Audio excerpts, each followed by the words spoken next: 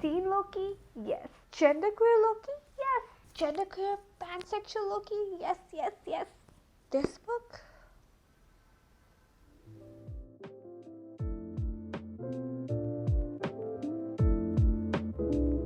I tried to color coordinate my outfit with Loki for this video. I don't know if you can see the makeup, but yeah. Let's get on with this video before I sweat all of this makeup off.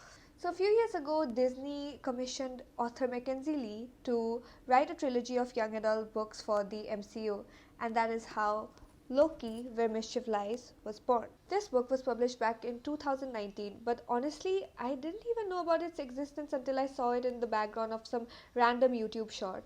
And I kid you not, I ordered it the very next day. I'm a simple bitch, okay? I see Loki, I buy. It also had a 4-star rating on Goodreads, so I was like, can't be bad.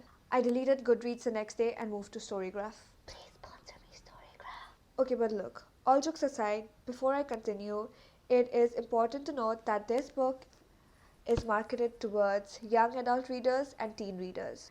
And I am unfortunately neither now, so I may be a bit biased. So don't judge the book harshly based on my review. This is just my personal opinion, and if you have read the book, I would love to hear your thoughts about it in the comment section. This book is available in 3 editions in India at the time of this recording. The hardcover version for Rs 1292, the paperback version for Rs 761, and then there is the cheaper paperback version for Rs 595. Me being the middle class, perpetually broke Indian, obviously bought the cheapest one, which I really didn't want to buy because the cover art of the other two is just so much better. But unfortunately, it was all my wallet allowed. The quality of this one is honestly terrible. The cover art is nowhere as good as the other editions.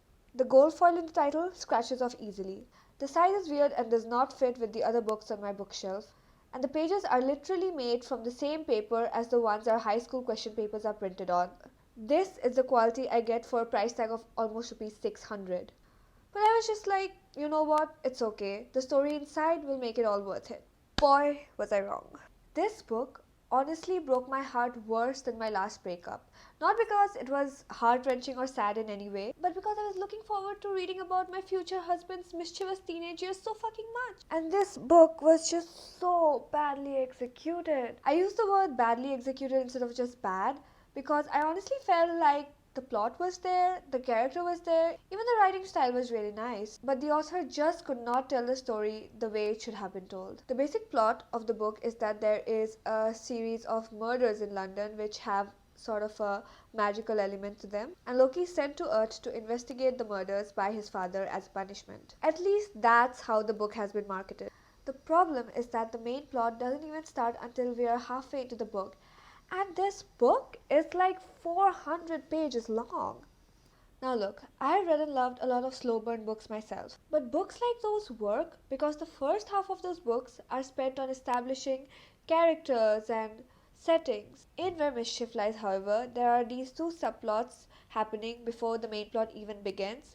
And honestly, in my opinion, these probably could have been condensed into the first 10 or 20 pages of the book. Because the main goal of these subplots was basically just to establish that Odin and Thor are assholes and Loki is basically your run-of-the-mill misunderstood YA protagonist. Like, that's it. That was their whole point. As for the actual story, all I can say is that it was very predictable and you'll probably see the plot twist coming from a mile away. But I think what I was most disappointed in was the character of Loki himself. What are the main words that come into your mind when you think about Loki? Charming, manipulative, sly. None of these characteristics were reflected in Mackenzie's version of Loki. You could literally have interchanged Loki with any other YA protagonist and the story would not have changed at all. And don't even try deflecting with excuses like, oh, he's just a teenager in the book. If you've watched any of the MCU movies and heard Thor stories of when he and Loki were kids, you'll know that Loki's always been a little piece of shit. Speaking of the characters in the book, the entire secondary cast I felt was very one-dimensional. Thor is reduced to a blonde himbo stereotype just to make Loki look better in comparison. And Odin is your typical arrogant YA parent who just doesn't understand his children. And then there's the people Loki works with to solve the murders when he comes down to Earth. Most of them don't have enough screen time to make you care about them. And there is this scene where one of them dies and you'll probably feel nothing. Among all these characters, I think the only ones I liked were Loki's two love interests, Theo and Amora. Theo is one of the humans that Loki teams up with to solve the murders. I actually liked Theo. Was he a weak little bitch? Yes. But he was a charming weak little bitch. He gave me a lot of Violent from Six of Crows vibes. Adorable, but ultimately very useless. I feel like his character had so much potential, and the romance between him and Loki could have been very interesting if it ever went beyond the flirting stage. There was a little kiss at the end, but it was very sudden and honestly did not feel deserved. I mean, the author set them up for such a good romantic subplot. The two had to share a flat together for about a week or two, and she did absolutely nothing with that setup. Are you fucking kidding me? They lived together for an entire week and you couldn't use that time to develop their relationship a bit? And then there's Amora. Again, a character with so much wasted potential. Amora is an enchantress's apprentice who is exiled to Earth, and she reconnects with Loki when he comes down to Earth. Amora starts out as a very interesting character. She's shown as this badass witch who doesn't abide by the rules and pushes Loki to do the same. She's basically the he doesn't like anyone but her trope, but in reverse. And you know I'm a sucker for a good romance trope, so I fully went in expecting to love her. She even takes the blame for something she and Loki did together, which is why she gets exiled in the first place. The problem is, the Amora that I just described is not the Amora that we see when we meet her again in London. Look, I understand character development, but what happened to Amora was not development, it was straight up character assassination. Amora is reduced to a jealous, vengeful witch in a very obvious attempt to eliminate her as one of Loki's love interests and to crown Theo the winner. And this makes me so sad because I genuinely liked the character in the beginning. She should be very accepting of Loki's gender fluidness and even lends him her nail polishes and heels, which I thought was just so cute. Oh, and Loki's gender fluidness, which the author and Disney used as the main selling point of the book, literally mentioned in like 3 lines. And also this one paragraph. So basically Theo asks him, do you have a preference between men and women? And Loki misunderstands the question and he's like, I feel equally comfortable as either. And then Theo says, no, I don't mean not all of us can change our gender at will. And Loki replies, I don't change my gender. I exist as both. That's it. That is literally it.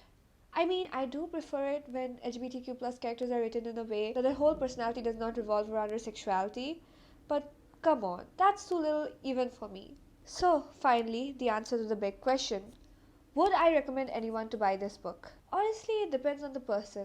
If you're a teenager who's into the MCU and the YA genre, then sure, go ahead, you'll probably enjoy this book. I also think that this book would be a great gift for a Loki or MCU fan. However, if you're a more mature reader and you really want to read it, I would suggest maybe buying a cheaper version like an audiobook or an ebook. Not just because of the writing, but like I said, the quality is terrible. And if you're a die-hard fan with a lot of money to spare, then I recommend you just spend a few hundred more and buy the 700 or 1K one. From the reviews I've seen, the quality is much better and the cover illustration is so much prettier. Like, I would show this off to people.